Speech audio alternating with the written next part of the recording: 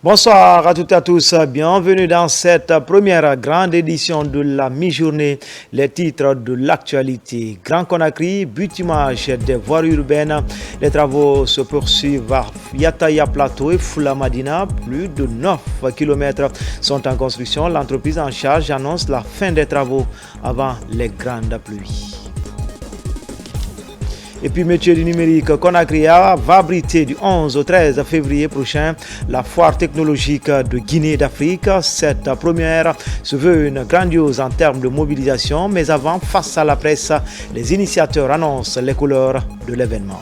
Enfin, nous irons dans la commune urbaine de Kindia où le problème d'eau trouve peu à peu sa solution grâce à l'État et aux hommes de bonne volonté. En effet, à peine 2 mois, et l'âge Abdul Wakili Allah Maliketa et Réduc de Kindia a réalisé 9 fourrages. Voilà pour le sommaire encore une fois. Bonsoir à tous. Comme annoncé dans les titres, Grand Conakry, but-image des voiries urbaines. Les travaux se poursuivent à Yataya Plateau et Foula Madina. Plus de 9 km sont en construction. L'entreprise en charge des travaux met les bouchées doubles avant de finir le chantier et compte finir le chantier avant les grandes pluies. Abakar Junior Kamara. Les quartiers Yataya Plateau et Foula Madina sont parmi les 11 quartiers bénéficiaires de projets de construction des voiries urbaines dans la commune de Ratoma. Ici, 9 km 800 se construisent dans ce projet de l'initiative présidentielle. Des quartiers qui se désenclavent 32 ans après leur lotissement. Nous sommes très contentes du président de la République. Depuis 32 ans, j'ai acheté mon terrain ici. Mais c'est grâce au président que nous avons reçu le goudron.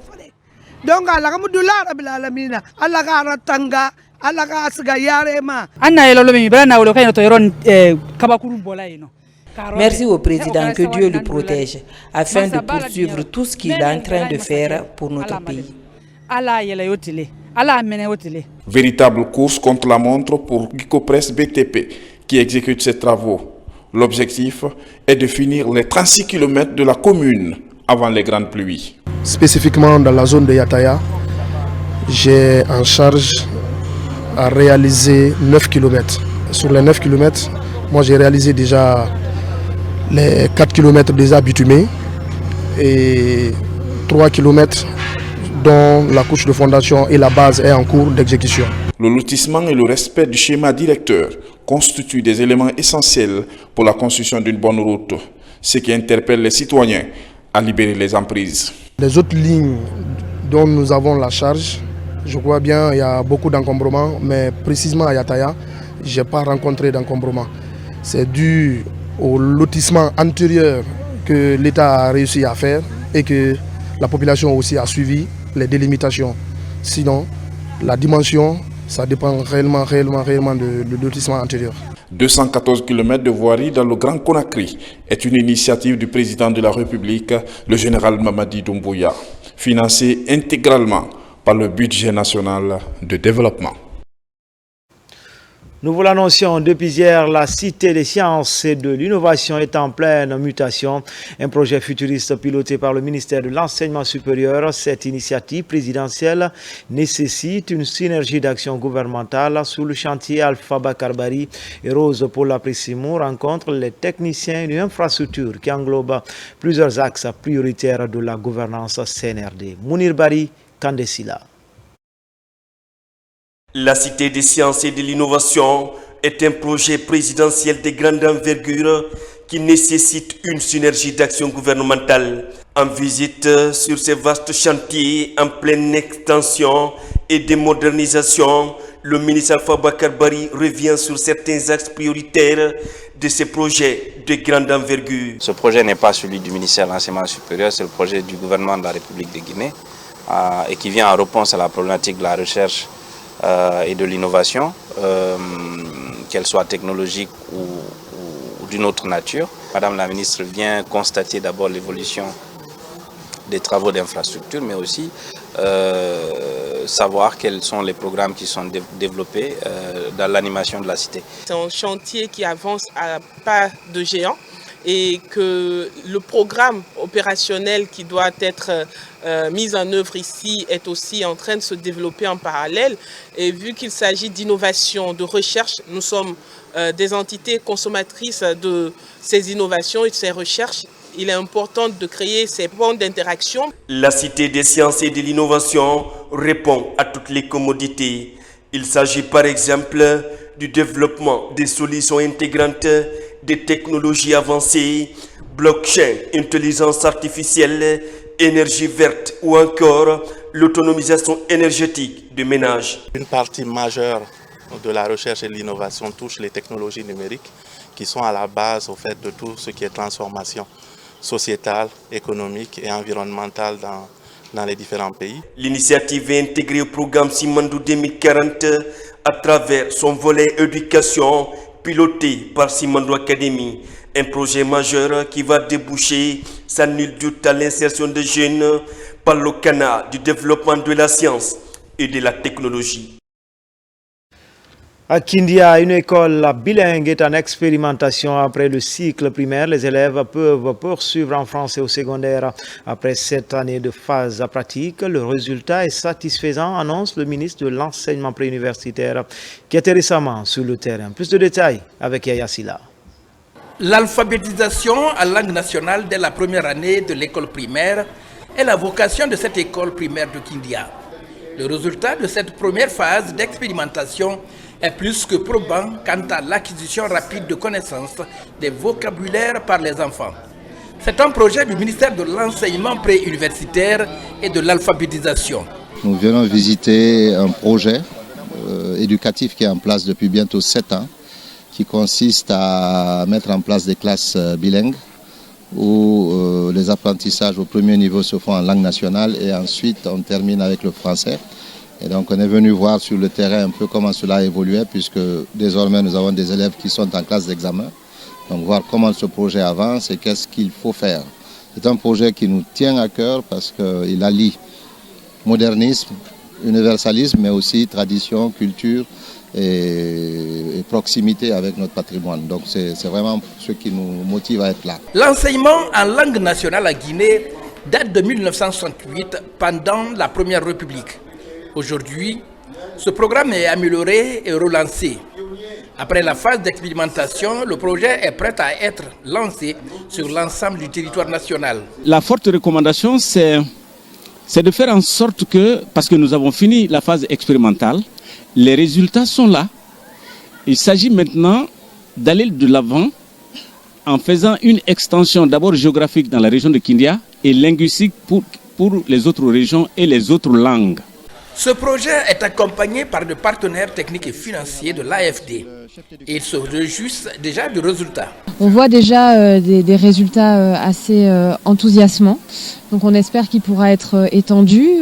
Les années qui viennent visent à l'étendre notamment dans d'autres langues, comme le Pulaar, dans la région du Fouta. Donc on a hâte aussi d'aller voir des écoles bilingues l'année prochaine en Pulaar français. L'enseignement bilingue ou l'alphabétisation généralisée au primaire devrait débuter l'année prochaine. Pour ce faire, un calendrier de formation des formateurs s'impose comme nécessité à envisager, à commencer par les futurs instituteurs des écoles normales des instituteurs du pays.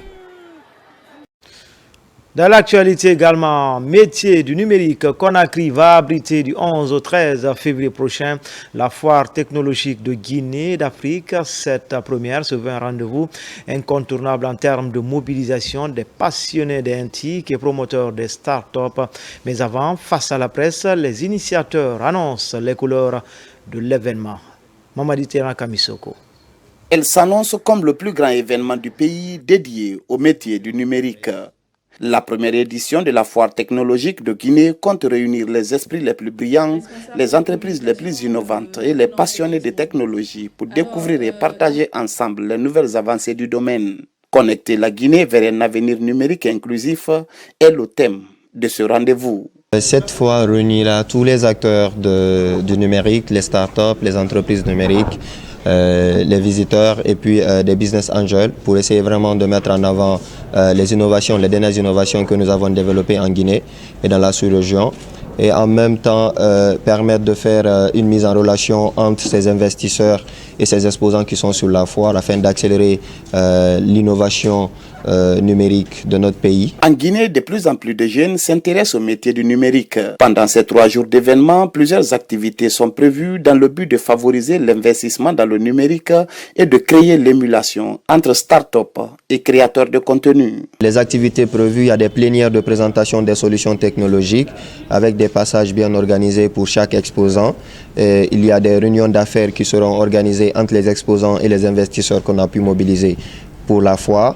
Et il y a également des panels qui sont là pour essayer de partager les connaissances. Il y a 2 masterclass prévus pour permettre aussi de parler des thématiques bien clés pour des apprentissages continus. La foire technologique de Guinée, prévue du 11 au 13 février prochain, est organisée par Afrinov Tech Expo.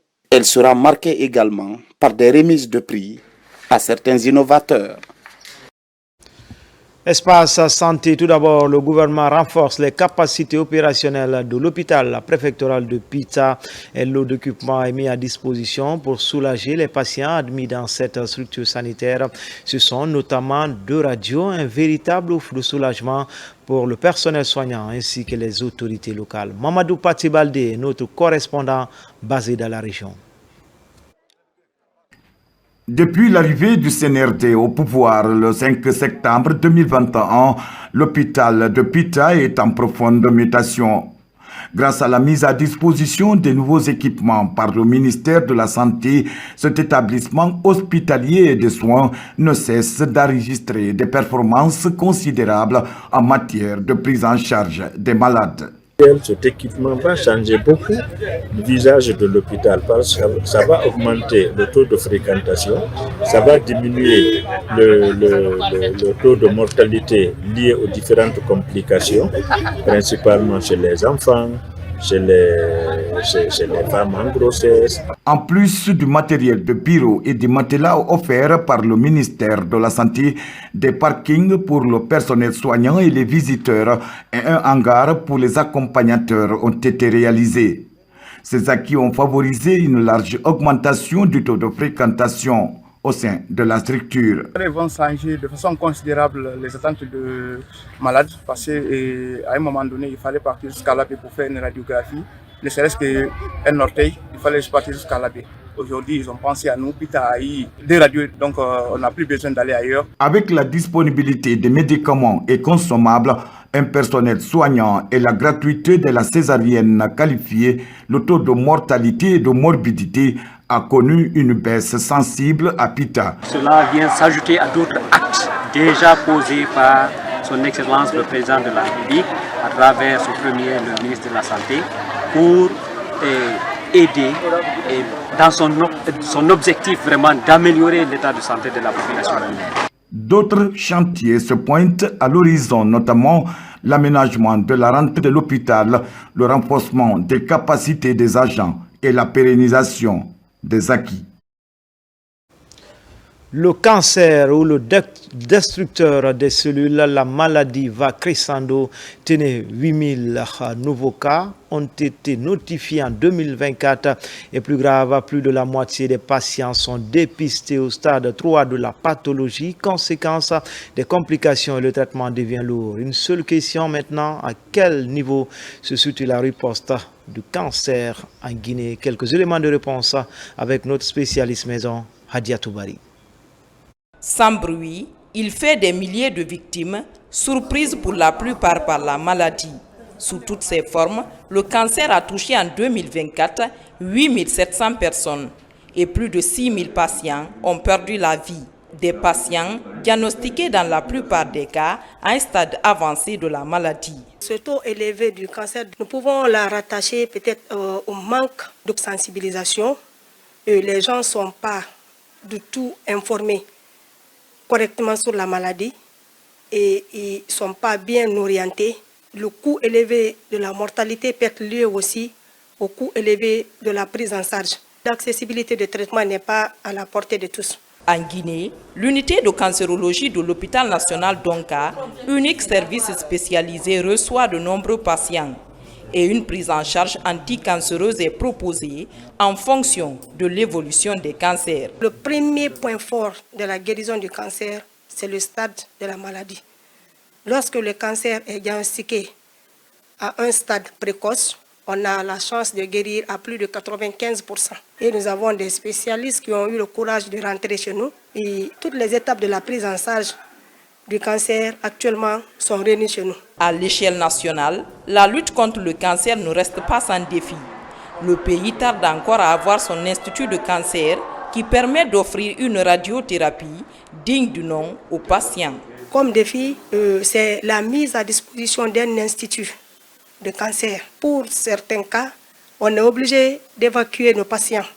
Et pourtant, nous avons toutes les spécialités réunies à ces jours chez nous qui peuvent prendre convenablement les cancers. Mais par manque de radiothérapie, on est obligé de les évacuer. Et c'est surtout aussi rendre accessibles les médicaments anticancéreux. Et il faut que le coût soit moindre. Et particulièrement, nous nous battons, nous avons un défi pour rendre la prise en charge gratuite globale des cancers du col de l'utérus, du sein et de l'enfant chez nous. Malgré les nombreux défis, le programme national de lutte contre le cancer fait de la prévention sa priorité pour réduire l'incidence de la maladie. Mutilation génitale féminine, bientôt la journée internationale de la tolérance zéro à l'égard de MGF. Le département de la promotion féminine met à contribution le groupe acrobatique le plus célèbre au monde, le cursus Baobab. C'est une forme de sensibilisation qui va toucher toutes les communes de la capitale. Message clé, le changement de comportement. N'est-ce pas, son enseignant? En prélude à la célébration de la journée internationale de la tolérance zéro à l'égard des mutilations génitales féminines, commémorée chaque 6 février, le ministère de la promotion féminine de l'enfance et des personnes vulnérables, en collaboration avec le groupe Circus Baobab, l'UNICEF et le comité suisse national, poursuivent la lutte contre les MGF à travers le pays. Cette campagne de sensibilisation et de plaidoyer qui débute dans la commune de Matam s'inscrit dans le plan de lutte nationale contre les violences basées sur le genre. Le thème retenu cette année, accélérer le rythme, renforcer les alliances et créer des mouvements pour mettre fin aux mutilations génitales féminines. On va aller au-delà des sensibilisations classiques, les causeries éducatives, les activités de plaidoyer, donc pour que l'art serve aussi de message dans le cadre de l'abandon de la pratique des mutilations génitales féminines. En fait, on veut utiliser la pratique artistique pour attirer les gens, attirer le regard et dire avec toute bienveillance, en douceur, qu'il faudrait abandonner ces pratiques-là car elles sont dangereuses, elles font du mal aux femmes psychologiquement et physiquement, donc on aimerait vraiment que ces pratiques-là s'arrêtent et on passe par l'art pour faire passer ce message. À travers des débats et de spectacles poignants du groupe Circus Baobab, des messages de sensibilisation et de plaidoyer ont été faits en faveur de changements de comportement dans la société. Aujourd'hui, nous essayons de sensibiliser nos populations à travers ces prestations qui pourront en même temps éduquer et aussi permettre un changement de comportement au niveau de la population.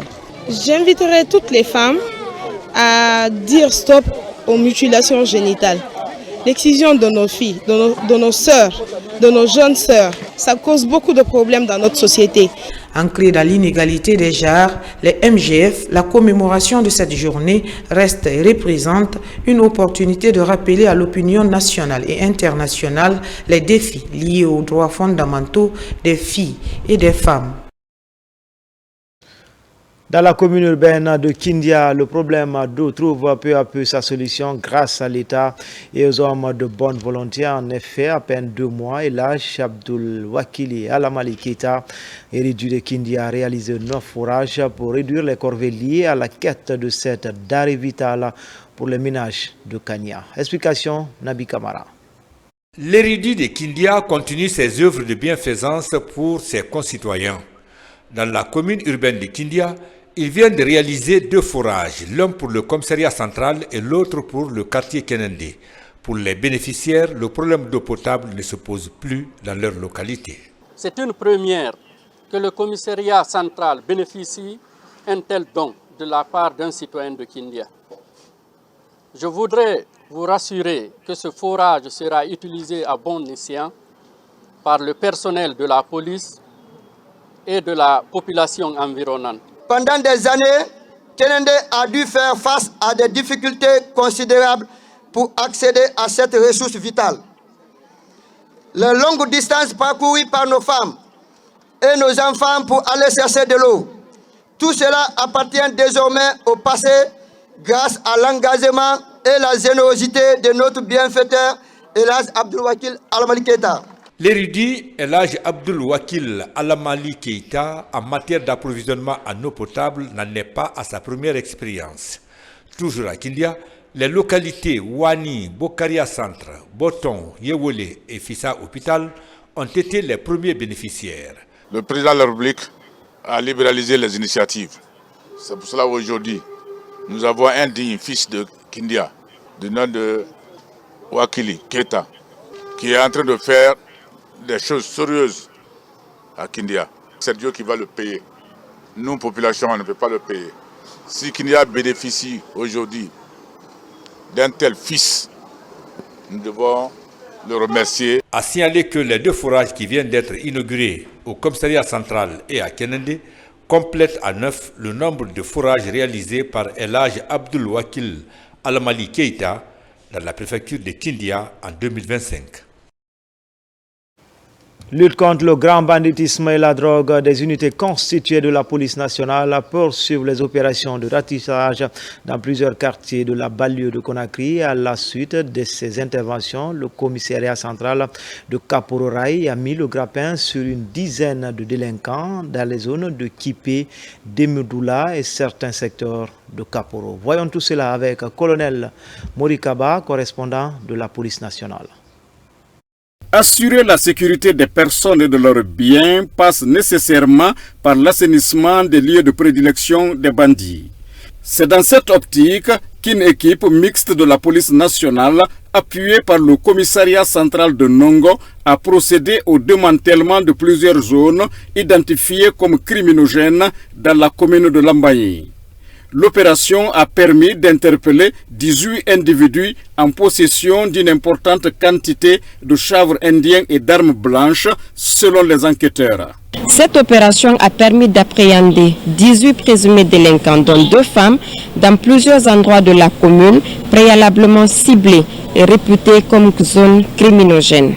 Au cours de ce ratissage, une quantité importante de stupéfiants a été saisie, composée de 14 boules et d'une quantité en vrac de chanvre indien, ainsi que divers instruments servant à découper et à consommer la drogue, tels que des pipettes, une paire de ciseaux et 3 couteaux. L'enquête a permis d'établir des faits de détention et de consommation de drogue prévus et punis par l'article 812 du Code pénal guinéen en vigueur. Ces présumés malfrats seront traduits devant les juridictions compétentes. La Direction générale de la police nationale, fidèle à son idéal d'assurer pleinement la sécurité des personnes et de leurs biens, en appelle à la collaboration de chacun et de tous. Accusés de vente et de consommation de chanvre indien, les individus arrêtés nient toute implication dans ces activités. Non, je ne connais pas ça. Il y a une deuxième personne qui est venue, lui il a ouvert mon sac, il fait monter 2 boules, il me dit que ça c'est quoi, ça c'est pas pour toi. Il dit non, ça c'est pas pour moi. À l'issue de leur audition, les 18 suspects ont été transférés au parquet de Conakry pour approfondir les investigations. Cette nouvelle arrestation prouve à suffisance la volonté de la police nationale dans la lutte contre l'insécurité à Conakry et sur toute l'étendue du territoire national. Enfin, sport basketball avec la Coupe nationale qui a pris fin le week-end dernier en série garçons sur le centre fédéral qui s'adjuge le trophée face à Nabaya Basketball. Chez les filles, Black Mamba a triomphé contre Fireball.